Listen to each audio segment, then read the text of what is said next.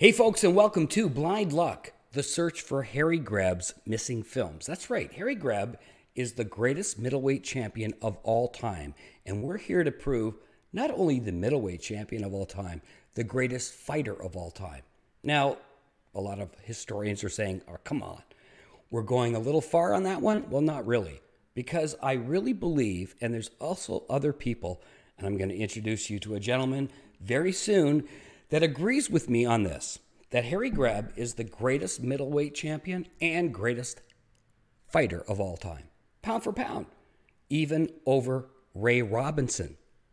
Well, how do we prove that? A lot has to do with his missing films. Where are his missing films? And this is part of the reason why we are talking about Harry Greb today. Not only bragging about how great he is, not only bragging about him being the greatest, but where are his films? And today, on today's show, we have a guy who knows more about Harry Greb than I do. A guy who has spent so many years learning about the history of Pittsburgh boxing, and he knows because his book is amazing. Check this out. The Pictorial History of Boxing for Pittsburgh. It's amazing. It's a great book. I have spent the last week perusing it. The detail is amazing, and I can't wait to get Doug Cavanaugh on. Doug, welcome to the show. Oh, thank you very much. Hey, listen, it has been a pleasure getting to know you over the last month or so, and reading your book. You and I have so much in common. Our love for Harry Greb, but in particular for you, the love of Pittsburgh boxing. Tell us a little bit about how and why you got so involved in that particular part of the sport in Pittsburgh. Well, I've been a boxing journalist for a number of years, and when I get into when I get into something, I get into the history of it. That's what I wrote, was boxing history. And I noticed that a disproportionate number of historical fighters who impressed me were from Pittsburgh. So, oh, okay, what's in the water there? So I decided to go look up a book on Pittsburgh boxing history. Well, I discovered every major fight town had a book written on its history except Pittsburgh, which was absolutely astounding considering all the number one, the champions, the Hall of Famers, the top contenders, all these great fighters came, and no book on Pittsburgh. Yet Philadelphia had it, New York had it, Boston, San Francisco, Baltimore, Detroit, every town but Pittsburgh. So kind of just took it upon myself to do it. And it just kept growing and growing. I kept discovering more and more. And just, Roy McHugh, my dear late friend and mentor, said it to me. And it was a great compliment. He said, it's like you're uncovering a lost civilization. Mm-hmm. And this man was 100 years old. This man lived to be 104. So he knew a lot of that civilization. But he had never even heard of Jack McClelland, who was Pittsburgh's first real excellent first-rate fighter. A lot of people say Dominic McCaffrey, but he was just, that was in boxing's infancy here in America. But Jack McClelland was for a number of years Pittsburgh's most popular and the most popular fighter in Pittsburgh until like Harry Greb came along and Patsy Brannigan, people like that. But he had never even heard of a lot of these guys. So he loved it. He loved it. Everything I sent him, he absolutely loved it. And it was very gratifying. So that's what spurred me on. Well, it certainly has a rich history. Oh boy. I mean, as somebody like you and I have been talking and I've been into the sport like for many, many years. And I knew I could probably name off a half a dozen people from Pittsburgh that I knew off the top of my head. But when I read your book, oh my goodness, there's like 100, right? Of these incredible guys right from the start that some of them weren't world beaters and world champs, but holy jumpins, some of them amazing fighters that started things before Harry Greb even. Tell us a little bit about how much time it took for you to just put this whole thing together, because it is an incredible encyclopedia of the sport in Pittsburgh. It's a great work on your part. Thank you. Yeah. Complete, and it's still not even really complete. I mean, part 2 is coming out pretty soon. It's still not fully complete, but that particular volume you have, it took about 10 years You know, and it was a great 10 years. I mean, it really was a lot of fun discovering all this stuff and the tie-ins to the boxing around the nation. And when people, I mean, all sorts of new anecdotes and new stories and new insights. And yeah, I mean, Chris Dundee, Angelo Dundee's brother, was big in Pittsburgh. He bring his fighters here. And Art Rooney, who founded the Steelers, was a boxer and then became a promoter, and just so much interesting stuff was being discovered. And that's what I really enjoyed, was just the tie-ins. I'm sorry, what was your question again? Well, basically we could talk all night about this, right? Because it took 10 years to do it, to suss out, and I still had to leave out some really good fighters. But I mean, I've had people complaining to me, just, oh, why isn't my grandfather? And I'm like, well, he was, 1-7 and he fought in 1910. He really didn't make an impact. But other people had a legit gripe, like Sammy Mastrian. He was a really good contender back in the day, but I couldn't include him. One guy was busting my chops about Joe LaQuatra not being in it, but Joe LaQuatra was a great amateur. He wasn't a great pro. I mean, there's certain. I mean, if I included amateurs, I mean, Leo Sweeney would have been the first guy in there. He'd beat Billy Seuss. He'd beat Charlie Burley as an amateur. He's wiping these guys out. Probably the greatest amateur Pittsburgh ever had. But I couldn't include amateurs. I mean, that'd be like War and Peace. I would have never been able to. I'd still be writing it. Right, and you mentioned a guy like Charlie Burley. Yeah, I mean, he's a guy that. I mean, there's probably 2 or 3 guys out there that you would say that never got a chance for the world title, and Charlie is a guy that probably deserved it. One of the greatest fighters that just didn't get his due, and yet he is a legend in a lot of ways, isn't he? Yeah. Denzel Washington played him in Fences. Right. That was based on Charlie Burley, not a baseball player, because August Wilson, the playwright, lived across the street from Burley, and Burley was his idol. So he wrote that, but he just turned it into a baseball player to make it more. I don't know why he did that, but the play is dedicated to Charlie Burley. You can see it in the front of the play. Yeah, Burley's story is complex. I mean, and that was another thing is doing this research is I was able to see the myths and try to bust some of those myths. Sure. Like about Greb, and we'll get into that later. But one of the myths about Burley as well, he didn't get a title shot because he's black, and that's just not true. I mean, the champions at the time, I mean, Henry Armstrong was the champion at welterweight. It was Eddie Meade, and it was Eddie Meade who didn't want any part of Charlie Burley. It wasn't a racial thing. It was a he'll knock your block off thing. You had plenty of black champions at that time. Yeah. Burley, he was just hot and cold. He was sort of like Mike McCallum in a way. Right. Okay. Not colorless, but every once in a while he turned in a performance that just blew your mind, like McCallum against Donald Curry comes to mind. That just blew everyone's mind, and then never follow up on it. Right. And he goes and loses to Sambu Kalambe, and so Burley shot himself in the foot a lot. He was a very temperamental guy, kind of. He just didn't have Ray Robinson's charisma or consistency, and a lot of people allude to that. I mean, I've read a lot of interviews from managers, from sports writers and stuff who saw his career, and they're just like, he just keeps shooting himself in the foot. He keeps jumping management. He never lets himself get established. He's not consistent. I mean, there were guys who really could have made him shine that he just looked terrible against and killed his box office appeal.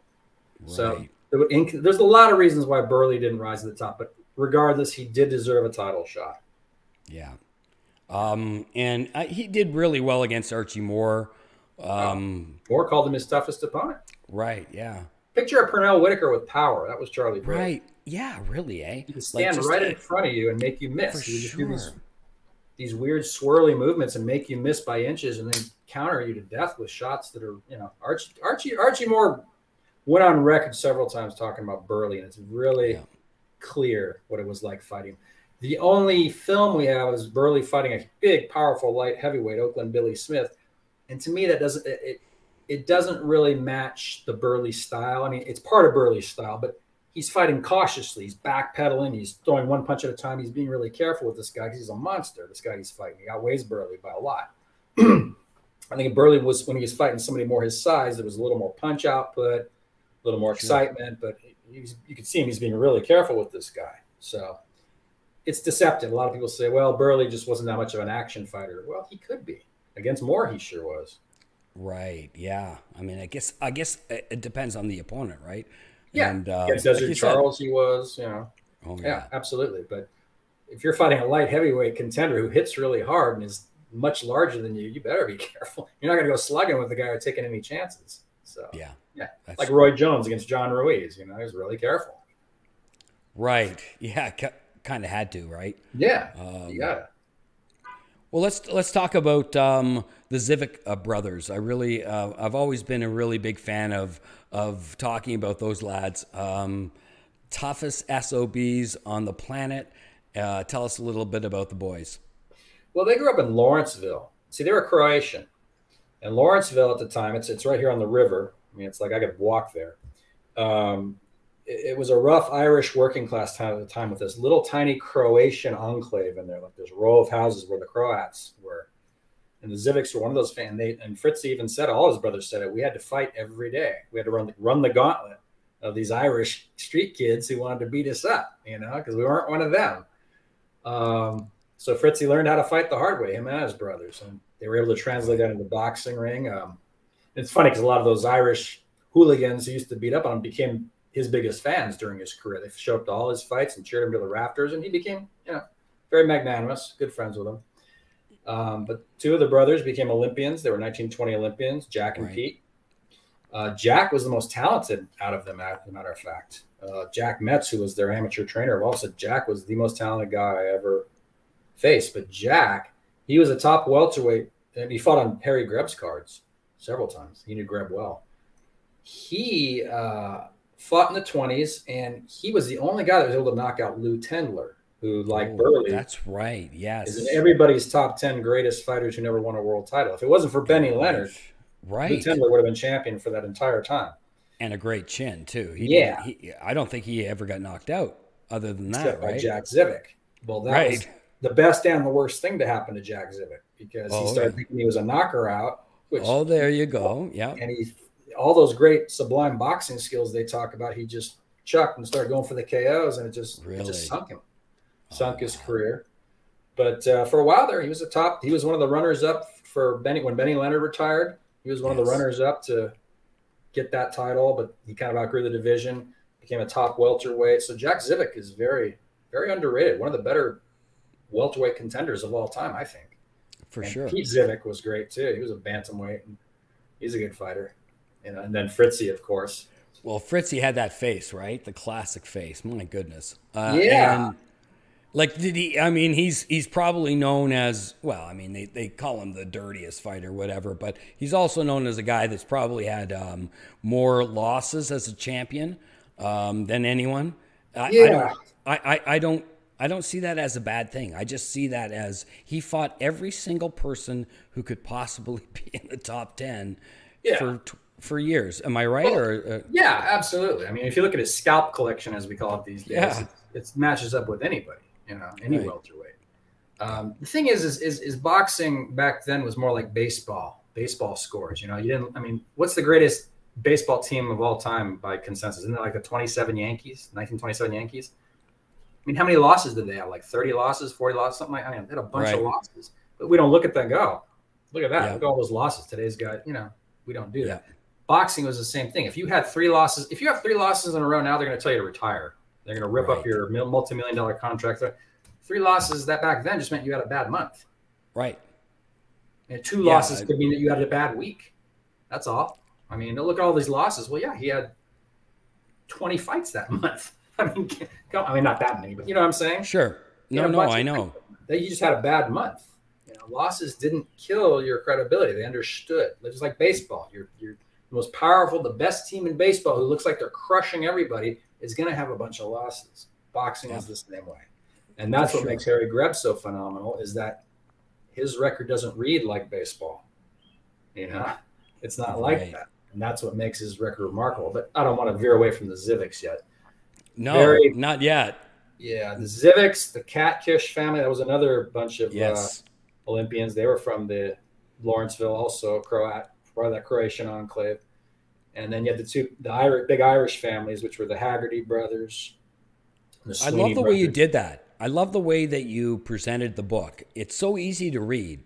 And for me, it was awesome that way.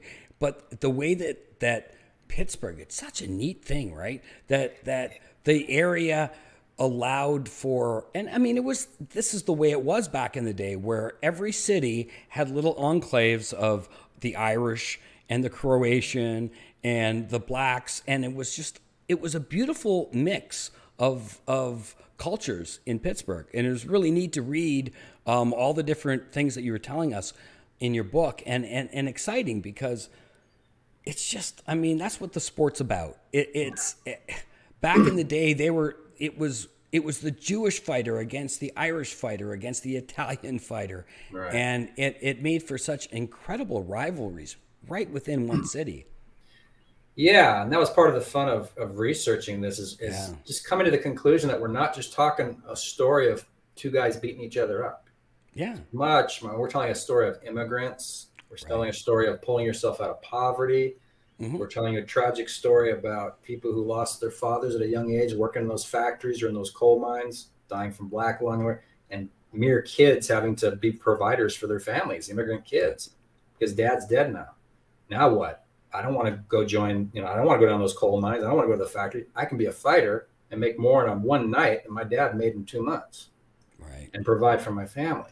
So it was a bigger story. It was the ethnic rivalries, like you said, like the South Side Polish against the North Side Irish, or the Croatian Lawrenceville kid against the Hungarian guy from over here. I mean, it was in the neighborhoods, it was Garfield against Bloomfield. It was Bloomfield against Lawrenceville. It was, but, and another thing is they never drew the color line here. The color line was not allowed. If you drew the color line, you were gone. Nobody would book you. You fought everybody, black or white, because where would you stop? I mean, the next neighborhood over is Italian. If you're living in a Polish neighborhood, you draw the line. Now you've drawn the color line against blacks. So you're going to draw it against the Poles next, or the Hungarians, or where do you stop? I mean, I'm not going to fight this guy because he's this. That wasn't allowed here. So yeah, it was just discovering all those neat little tidbits. You had to fight the best guys. You had to fight everybody, and learning the different ethnic flavors of the neighborhoods. But what I was going to say was the South Side Poles against the blacks from the Hill District. Okay.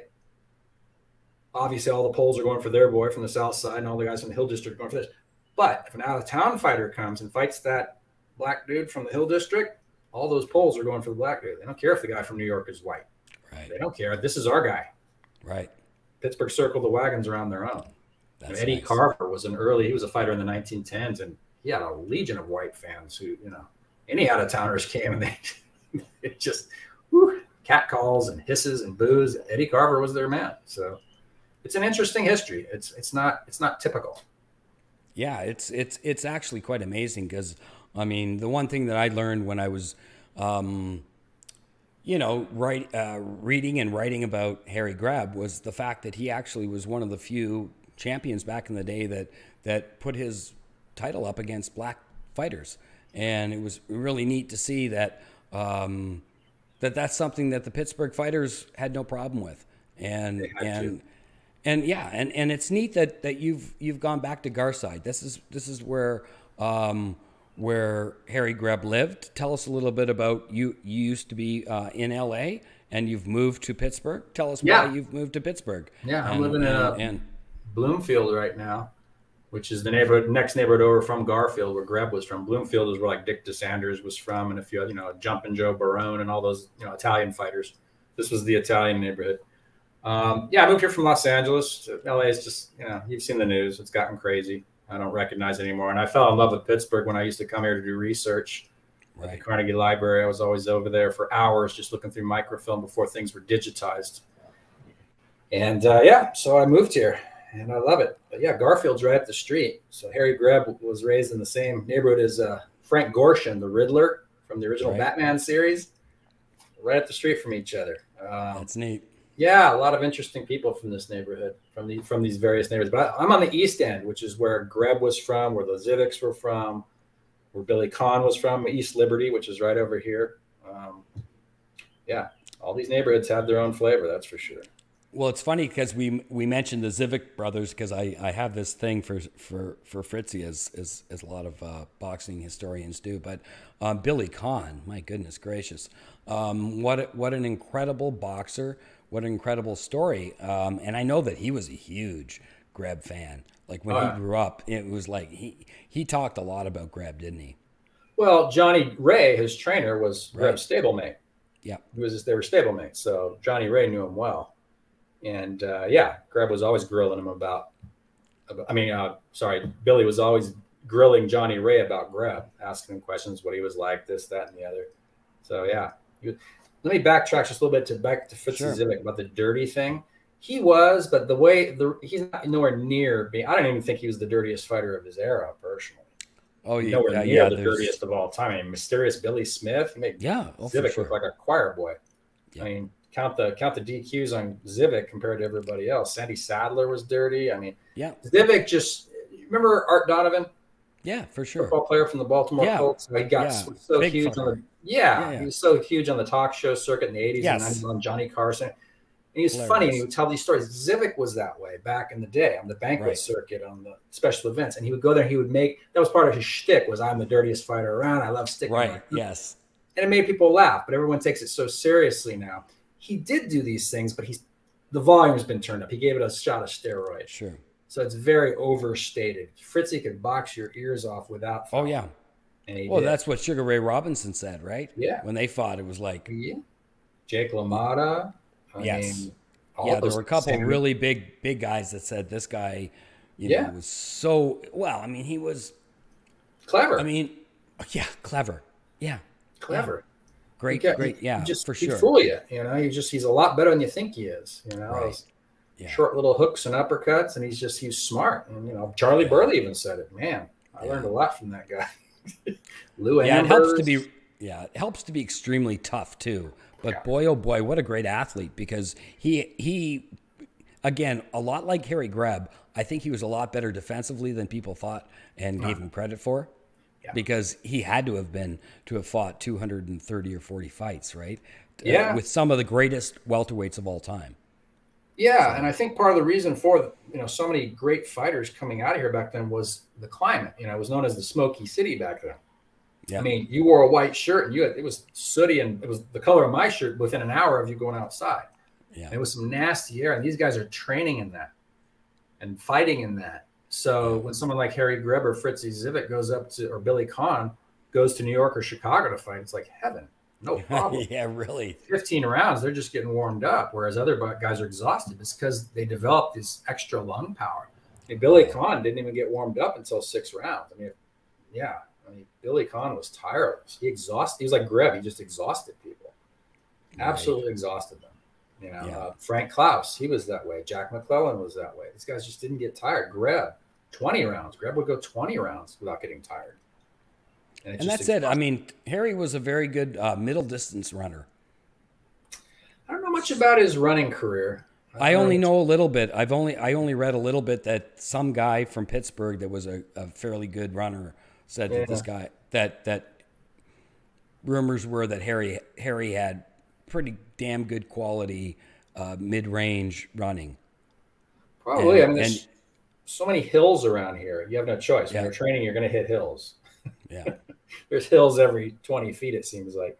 So, I mean, you just develop legs here. You develop lungs. You had no choice, you know. I think that's why there were so many. I mean, there were eight traditional weight divisions back then, from flyweight to heavyweight. And 5 of the 8 divisions had Pittsburgh champions in a stretch between, I think it was 1937 and 1942. I can't remember the exact range, but like within a 5-year range, the 5 of the 8 champions were from Pittsburgh, which should tell you something. Wow. Yeah. That's incredible. And it's nice that the greatest of all time, Harry Greb. Let's talk a little bit about him. Sure. I love your book about because I was waiting for it and when I opened it up and looked at it, I went, oh, he's not even on the front page. I really enjoyed the way that you looked at it. You took Harry Greb, who's the greatest of all time, and you and I have talked about it, and we both agree. But he's just part of this book because that's what it is. That's what your book is.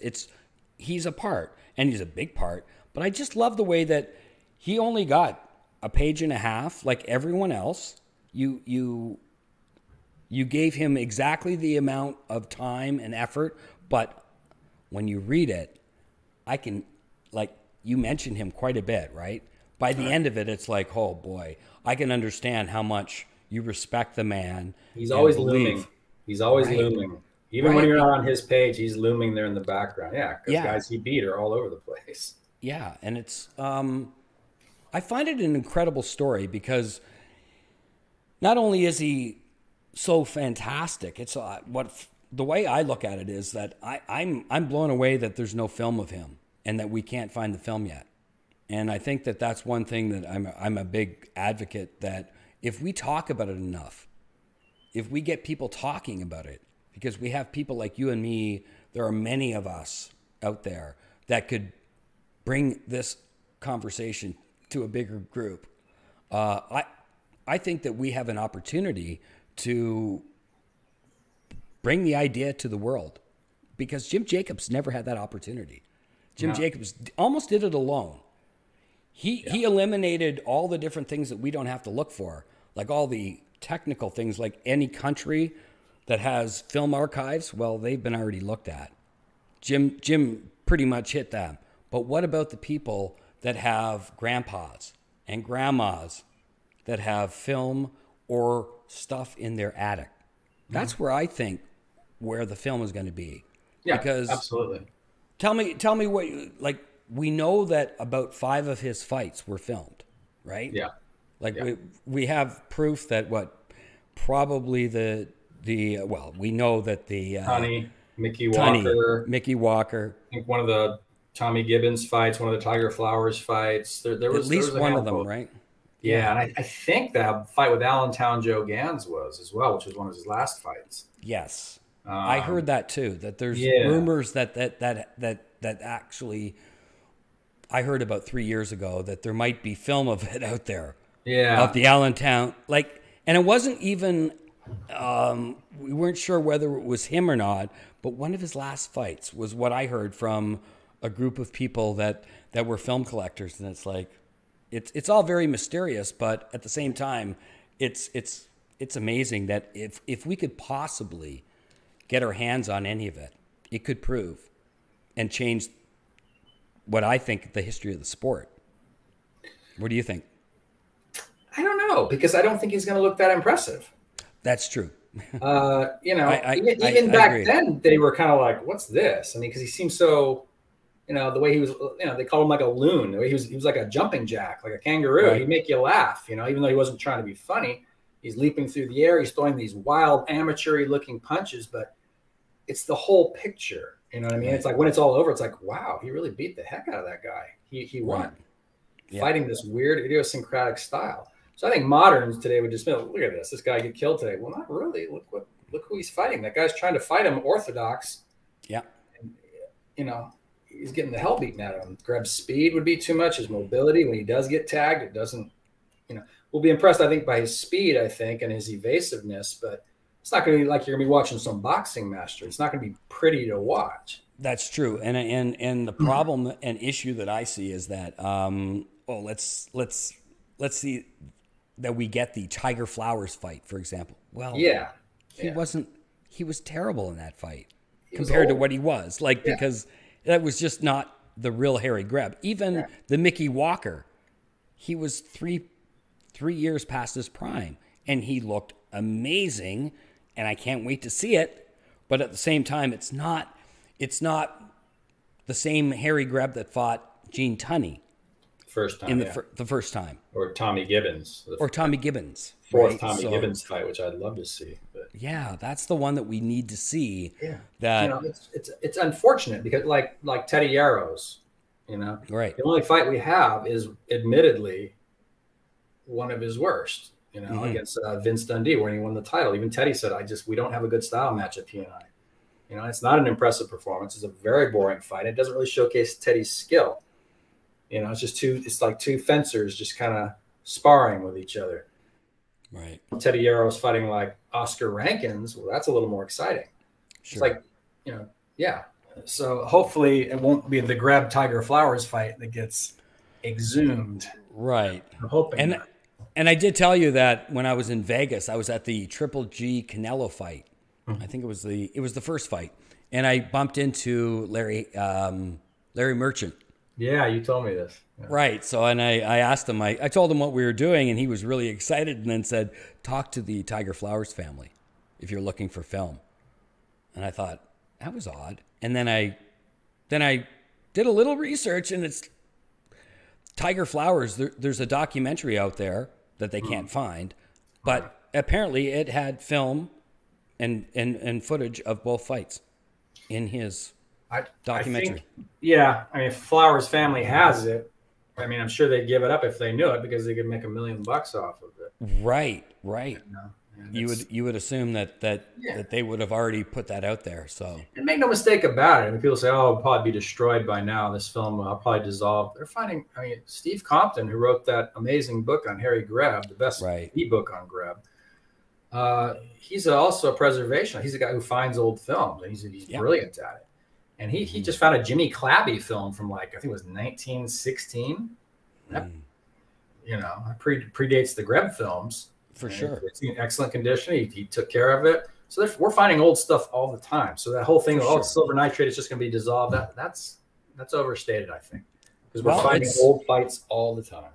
Right. And it's something that when we talk about it, we always mention the silver nitrate. Yeah, it's a possibility. Yeah. But like you said, there have been examples of, there was an example of Charlie Chaplin's second ever Hollywood film, discovered about 10 years ago. And it was from 1912. It was perfectly intact. So that's the thing. I think that the important thing is that we realize that a lot of the locations that you would look for it, like film archives in different countries and whatnot, they've been picked over by Jim Jacobs. Yeah. But Jim never had the chance to have the internet and social media, and that's what you and I can do. Steve Compton is really. There's no I told you that the 1960 World Series wasn't even found until recently, and it was found in Bing Crosby's attic. Right. He got a piece of the Pirates. And nobody thought to look in Bing Crosby's attic, I guess, and see what was there. And there's the whole 1960, the Mazeroski home run and everything. The whole 1960 World Series is right there. That's and this is 1960. It wasn't that long ago. No. How did we lose that? Well, we did. How did we find it? What you just said, attic. Check your attic. There's a film out there. I know that one of the Fritzy Zivik Charlie Burley fights was filmed. Oh, wow. And I've talked to Jennifer Zivik, who's a granddaughter, and she has some reels somewhere in her attic. And I'm waiting for her to get off the road. She's out on the road. I'm waiting for her to get off the road to see what those are, because the Zivik Burley fight does exist. I'd love to see that. Wow. Yeah. That would be incredible, eh? Yeah. Well, that's the thing. It's like Yes. Oh, man. I mean, yeah, he's a legend, isn't he? I mean, that's the thing about Pittsburgh, fighters. There's just so many of them. And and you've done such a great job of showcasing them in your book, and I'm really glad that you're here, and I'm glad that we're talking about going forward with the Harry Greb stuff, because I think that it's important. I think it's for the history of the sport. Who knows? I know that we're pushing the envelope and thinking that he might be the greatest fighter of all time, but I don't think it's pushing the envelope at all. I think his resume justifies it. I don't care. Let's say we exhume a film of him and he looks terrible. Doesn't matter. Doesn't matter how he looks. Right. I've seen fighters who went nowhere that look great on film. Doesn't matter how you look on film. It matters what you accomplished. Right. What you did, and his resume is second to none. Yeah. There's nobody that I wouldn't say nobody comes close, but I would say that nobody can compare. Yeah. And I think that we both agree on that one. Yeah. And speaking of, people think that there's this big, like, oh, how come we don't have anything? Well, we don't have anything of Maxie Rosenboom either. Mm-hmm. And that guy fought most of his fights right there in Hollywood, in Tinseltown, where there's cameras everywhere. Right. Where's the film? Now, right before he died, I wanted to ask Jerry Lewis, because he was good friends with Maxie. Did you ever see any films? Where? Where do you think? I don't know if anybody ever bothered to ask him if there were Maxie Rosenboom films, but he had almost as many fights as Greb. Yeah. Oh, yeah. Most of them, like I said, out there where the movie cameras are, and nothing. How does that happen? I don't know. Yeah, it is weird, because at the time, like, I have people that ask me, they had film back then? Not only did they have film back then, they filmed everything, because that was the new thing.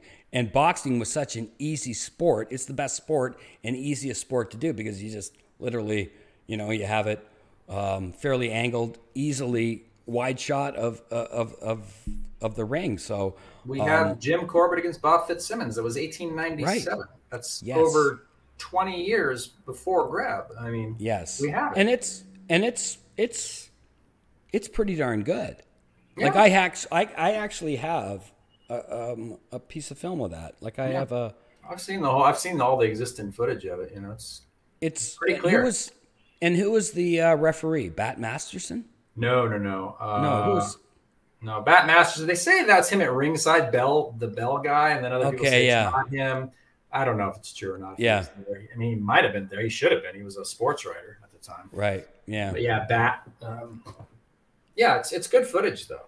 You know. Yeah. It's really good. No, it's amazing, and that's God, like you said, 1895, 1896. Yeah.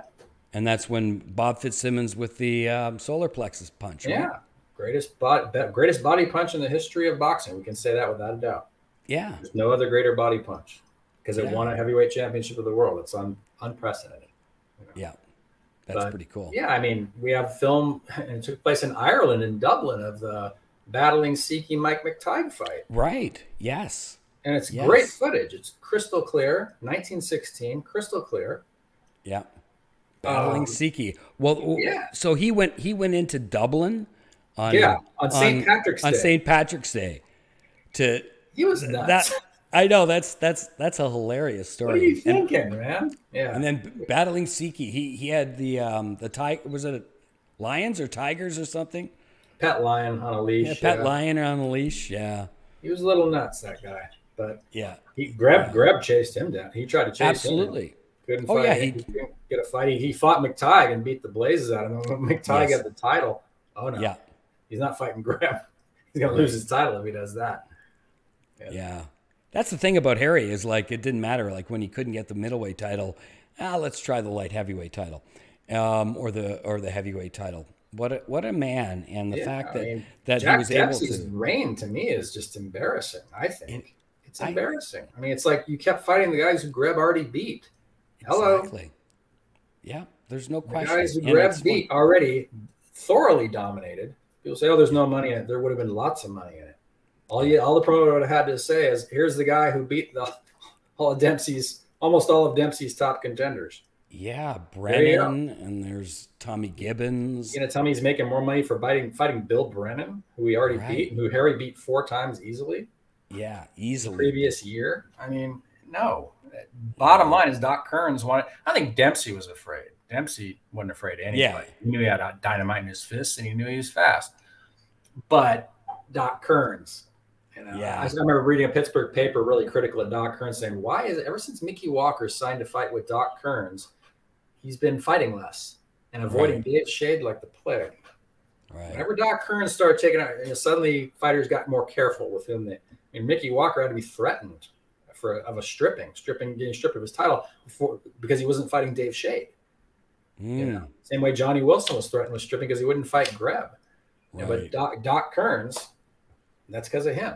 He didn't want any part of Greb. He didn't want any part of Harry Wills. He was just all about Dempsey's image and maximum money, minimal risk. And people say they try and excuse it, and I don't accept it. As a matter of fact, it irritates me. Oh, well, that's a manager's job. No, it's not. Your job is to fight. The fighter's job is to fight your top contenders. Right. No excuse. Every fighter gets a gimme, every fighter. You get your money grabs, so to speak. Johnson got to get Stanley Ketchel. Yeah. Riddick Bowe, his first 2 title defenses against Jesse Ferguson and Michael, those were gimmies. Those okay, fine. Sure. Every champ gets those. But every one of your title defenses can't be that way. Right. They can't be gimmies. You got to fight your top men. And it's not a manager's job to have you fighting lesser guys all the time for maximum money. You do that once in a while, but you still got to fight your top guys. Yeah. So again, it is interesting how Dempsey did that. Like, I mean, how he held on to the title for such a long time, and he had the right people. Yeah. Yeah. And wanted to go to Hollywood and all that stuff. And it softened him up. That's for sure. Yeah, for sure. It's like Mickey said, the worst thing in the world happened. You happened to a fighter. You got civilized. You got civilized. There you go. Right. Harry Right. never And got civilized. He was always fighting.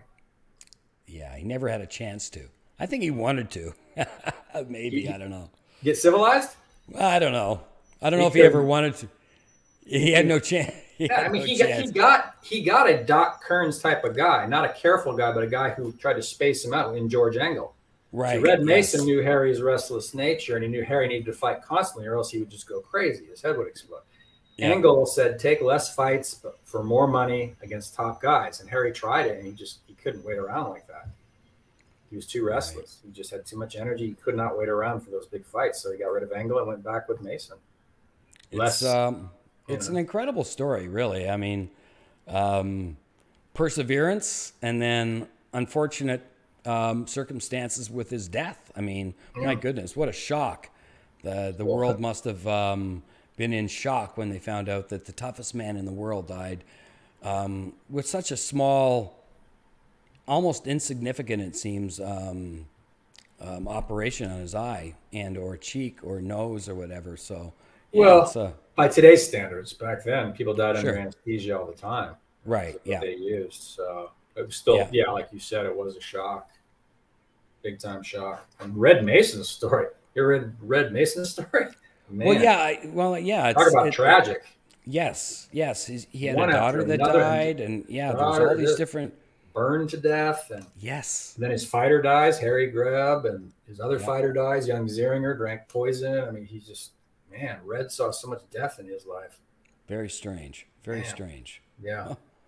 But boy, we I think this is what we're trying to do right here, Doug, is to get people interested in the story and get people knowledgeable about the story. And I also want to bring in people that have no clue, that are sports and boxing fans today, because I'm a huge boxing fan today, but I am the one, like yourself, to look at it and go and be very cynical about what I see based on comparing to the old fighters. There's no comparison. And for me, boxing was their life. Today, these kids, you can't do something twice a year and call it your life. Exactly. It's not your life. Right. And about hobby. three or four times a year, I see competitive matches that I go, okay, you know what? These guys are great fighters that could compete with the guys of old. I'm not saying they'd beat them, but they could compete.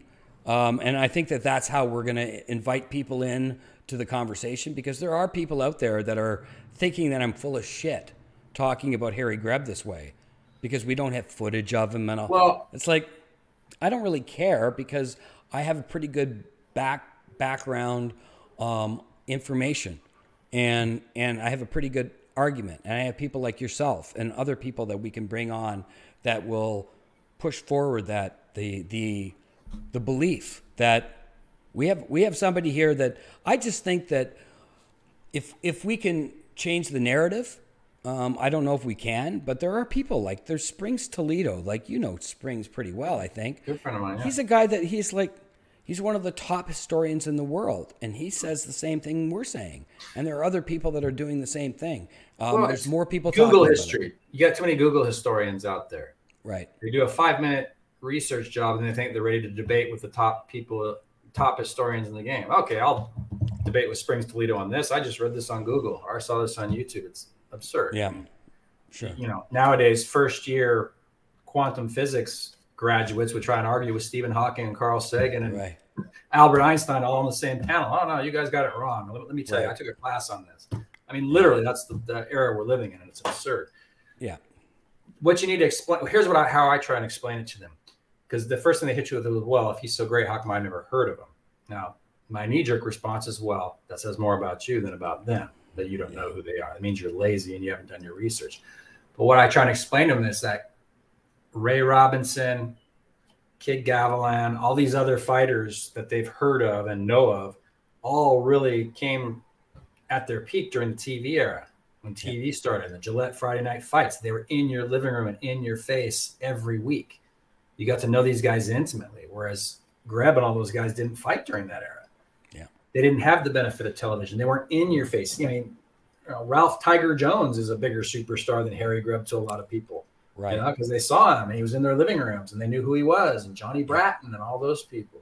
Eduardo Lausi, they were all on Gillette Friday Night Fights. It made stars and it made them seem bigger than they were because they were right there on the television screen. Harry Greb was just a name in print and a picture, a grainy old picture. That's all he was. Yeah. So it's like, you know, which is the more prestigious? Sure. You know, just because you were on TV doesn't mean you were a greater fighter. Nowadays, you know, a guy scores a knockout and you think it's the biggest thing that ever happened because they replay it over and over and over again on CNN or ESPN rather. Yeah. You know, whereas, okay, this is, I mean, like Gotti Ward, great trilogy, but that was common back then. Yep. Yeah, Gotti Ward fights every week. But since they talk about it and make documentaries on it and make movies on it, over, oh, this is great. And they're telling you how great it is and showing you how great it is. So you think, pretty soon you start nodding your head and say, yeah, great, greatest ever, great, great, great, you know. They're telling you. Whereas back then, that is an average fight. I'm not taking anything away from it. Great fights. But I'm saying these fights happen every week. I can show you a list of fights happen like June. It was the summer season, June of like 1921. Hall of Famers were fighting every week. Right. Crazy. Yeah. You don't get that now. No. I mean, if you just but they'll show you a pedestrian fight these days against two contenders, put it on pay-per-view, and hype it up like it's the biggest thing. You know, in other words, they sell you an outhouse and convince you it's Buckingham Palace. There you go. And people believe it. Yes. People believe it. I don't even watch boxing anymore unless it's like, I don't know, I'll watch some fighters, but rarely. So I'm not going to do pay-per-view. It's just these guys aren't good enough. They're not good enough for me to show out pay-per-view dollars. I saw Marvin Hagler against Vitor Antuofermo on the undercard of Sugar Ray Leonard and Wilfred Benitez for free. Yes. Now I'm going to pay money to watch these guys. No, you're not good enough. You're not worth that. I don't think fighters today are worth the money they're making. They're making it. God bless them. Good luck. They're not worth my money. No, you fight once I hear you. I'm getting a rusty version of you every time you're out. So anyway, enough of my soapbox. I'm just disgusted with the state of the game these days. I can't get into it. Hey, no, I understand, but when you mention like Marvin Hagler, Vitor Antuofermo, you know, that's quite the fight itself, right? Today they would take 8 months to hype it. Right. 8 months to hype it like it's the greatest. Oh yeah, this is the greatest thing since Greb Walker or Robinson Fulmer or whatever. And you know, they would tell you it's a blockbuster before. I mean, it's crazy the way these promoters hype things these days. I can't get on board with it. No, I hear you. But I'm glad you're on board with the Harry Greb thing because I think together we can, you know, push the envelope and see what we can do because I think that it's certainly worthy of the conversation. And I think that the more that we talk about him being the best of all time and push the envelope with some of the other historians out there that are listening to us. I've got several people that you would know the names of historians that are going, hey. Great. Buddy Gibbs is great. For sure. They all put on their hip waders, so to speak, and they dig. Yeah, for sure. And I think that with the hold of the treasure hunt of looking for that film, if we could all get together and do that, if we could all start telling the story about not only how great he is, but hey, there's film out there, and it's not that difficult for everybody to start talking about it. And who knows? Because hey, if we have a film, Blind Luck, if we have a series that looks for his film and we find it, this is boxing history. That's the way I look at it. That'd be neat. That'd be something. Yeah, for sure. So listen, I'm going to wrap it up here. I really appreciate you coming on the show today. Well, sorry if I soapbox too much. I didn't mean to. It's just sometimes I get passionate when I talk about modern boxing. I get angry. Oh, hey, no, listen. This is what it's all about because I'm totally there with you. I think that your book is fantastic. I'm going to push it as much as I can. I think Part 2 is coming out pretty soon, by the way. Oh, that's awesome. Yeah. Awesome. So let's talk about that and figure out when it's going to come out and when we can promote it as best we can because we need more guys like you pushing the envelope for history because the history of boxing is different than any other sport. Every other sport, I can see how, athletes have advanced today way better than they were before, but not with boxing. Not with There's boxing. something about boxing completely opposite because of the hunger. We didn't have the depression. Right. We're not going through the depression like they did back in the 30s, and that's why you didn't have 6 months in between fights to dissipate. Right. Spending your millions. What do you think you're doing within 6 months? I mean, you're going to dissipate. We're getting rusty fighters every time they enter the ring, but you don't notice that they're rusty because the other guy's rusty too. If one of them had been fighting every week or every month, and one had rested, you'd see the difference in sharpness. Right. You got two guys who ain't sharp, making each other look sharp. Yeah. And the thing is, rusty is their offense. It complements. No question. And as we continue to talk about this subject, I mean, I can mention 1919, right? I mean, give me a break. 45 friggin' fights by Harry Greb in 1919. And we'll talk about that year and so much more as we continue the conversation. But boy, oh boy, the difference is, like, let's face it, Triple G, I mean, was the big thing the last 10 years, fighting 5 or 6 times a year. Oh my goodness. Yeah. Good for him. But at the same time, Harry was fighting 40 times a year. Yeah. So put bread on the table. If he didn't fight, right. He wasn't making multi-million-dollar purses. And people say, oh, he didn't have that many knockouts. Well, he had to preserve his fists. He wasn't going for the knockout. Right. He wasn't going for the knockouts all the time. He could punch when he wanted to. Anytime he wanted to. He could. Just sat down on your punches, but he didn't. Yeah. Same thing with Billy Conn. That's why Billy Conn's KO rate spiked when he jumped up to heavyweight, because these guys were easier to hit. There was more real estate to hit at, and he could sit down more on his punches, because they couldn't hit him. He was so hard to hit. Whereas with the smaller guys, the middleweights and the light heavyweights he was fighting, he had to be more on his toes. With the heavyweights, he could sit down on his punches and he got more knockouts. Yeah. Greb did a lot of damage to those big boys. Yeah. I don't think he had power. He had, even Tony said he had power when he wanted to, but he didn't want to break his hands. There's a famous story where I think it was against Soldier Jones or somebody, where Red Mason yelled at Harry, knock him out. He says, I'm not going to break my hands fighting this bum. I got an important fight next week. Right. Yeah. Which tells you everything. Right. He's not going to go maximum power. If he breaks his hands and he's sidelined for 3 months while he heals, that's a lot of money, thousands of dollars down the drain. Yeah. What an incredible run he had. Yeah.